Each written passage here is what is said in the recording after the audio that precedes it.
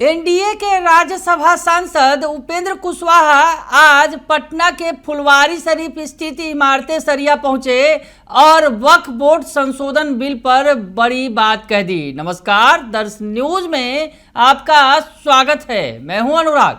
उपेंद्र कुशवाहा आज फुलवारीशरीफ स्थित इमारत सरिया पहुंचे और इमारत सरिया में मौलानाओं से मुलाकात की। मुलाकात के बाद वक्फ बोर्ड संशोधन विधेयक पर उन्होंने बड़ी बात कह दी है।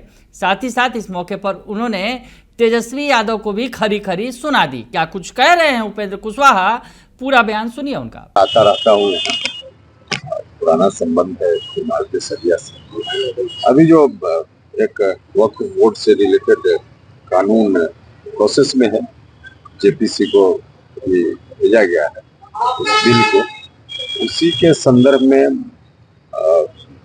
मुझको एक मेमोरेंडम अभी मिला है और कहाँ किस किस पॉइंट पे ऑब्जेक्शन है जो नहीं होना चाहिए, इसकी बात जानकारी के रूप में दी गई है। देखते हैं इसमें क्या मेमोरेंडम का ठीक से उसको स्टडी करेंगे और फिर जो भी आवश्यक स्टेप होगा उसको उठाएंगे।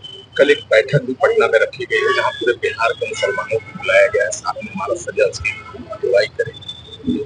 बिहार ही नहीं, बिहार, बंगाल, उड़ीसा, सबकी बात तो लोग आएंगे और जैसा कि मुझको जानकारी दी गई कि इंटेलेक्चुअल किस्म के लोग भी आएंगे और इसी विषय पर जो कानून प्रस्तावित है इसी विषय पर बैठक है, ऐसा मुझको कहा गया। क्या लगता है बिहार सरकार क्या चाहती है? जो मुसलमानों के हित के बात कही जाती है उस पर खड़ा उतर पाएंगे? बिहार सरकार, नीतीश कुमार जी तो हमेशा करते ही रहे हैं, लेकिन यह विषय सीधे बिहार सरकार से रिलेटेड नहीं है, भारत सरकार से रिलेटेड। इसलिए इस पर तो हाँ, पॉलिटिकली बिहार सरकार, जेडीयू खास करके इस विषय पर निश्चित रूप से उनकी अपनी कोई सोच होगी, उसके हिसाब से लोग एक्ट करेंगे, लेकिन यह विषय डायरेक्टली रिलेटेड जेडीयू से नहीं है, बिहार सरकार से नहीं है, भारत सरकार से। वीडियो वार का सिलसिला जो पटना में चल रहा है, जिस तरह तेजस्वी ने, अलग विषय है। तेजस्वी यादव अभी कुछ भी कर ले, किसी तरह का वार कर ले, सब वार उनका खाली जाने वाला है, कुछ भी नहीं होने वाला है, कोई उनकी दाल नहीं गलने वाला है। लेकिन नीतीश कुमार को कह रहे हैं कि वो हमारे पास गिड़ा रहे थे आने की। देखिए, ये तो बिल्कुल फिजूल की बातें हैं। जब दोस्ती होती है तो एक दूसरे से लोग बात करते ही हैं, लेकिन जिस रूप में कहा जा रहा है तो जेडीयू के लोगों को अपने गिरबान में झांकना चाहिए। 2015 में अगर नीतीश कुमार जी ने साथ नहीं दिया होता तो कब आरजेडी दफन हो गया होता। बिल्कुल मरणासन स्थिति में था, जिसको कुरामिन मिल गया, उस वक्त नीतीश जी के चलते हुए पार्टी जिंदा हो गई, वरना कब की समाप्त हो गई। क्या लगता है अपने गिरबान में झांके 2025 में फिर से आरजेडी को साथ देने कर जाएगा? नहीं, इस तरह का जो भी लोग आकलन कर रहे हैं, नीतीश जी ने कई बार कहा है जो डिसीजन है, इसलिए बिल्कुल फिजूल की बात है।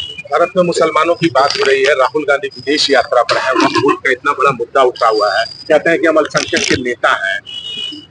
उनको अभी भी समझना चाहिए कि अब तो देश में संवैधानिक, बहुत बड़े संवैधानिक पद पर है, पार्लियामेंट के अंदर लीडर ऑफ अपोजिशन है, उनको ऐसी चीजों पर गौर करना चाहिए, देखना चाहिए।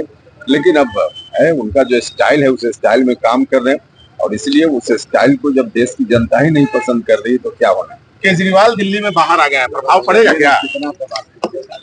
तो सुन लिया आपने कि उपेंद्र कुशवाहा क्या कुछ कह रहे हैं। उपेंद्र कुशवाहा वक्फ बोर्ड संशोधन बिल जो लाया गया है केंद्र सरकार की तरफ से, हालांकि बिल को जेपीसी में भेजा गया है, यानी ज्वाइंट पार्लियामेंट्री कमेटी है, उस पर विचार करने के बाद उस बिल को संशोधित कर लागू किया जाएगा। तो उपेंद्र कुशवाहा ने कहा कि इस संबंध में जो मौलाना हैं उनसे बात हुई है और जो कुछ संशोधन है जो चाहते हैं वो उनसे बातचीत की गई है कि क्या कुछ संशोधन चाहते हैं और वो इन बातों को वो ज्वाइंट पार्लियामेंट्री कमेटी के सामने रखेंगे। तो उपेंद्र कुशवाहा ने वक्फ बोर्ड संशोधन विधेयक को लेकर बड़ी बात कही। वही दूसरी तरफ तेजस्वी यादव पर भी बड़ा हमला बोल दिया और कहा कि उनकी दाल गलने वाली नहीं है।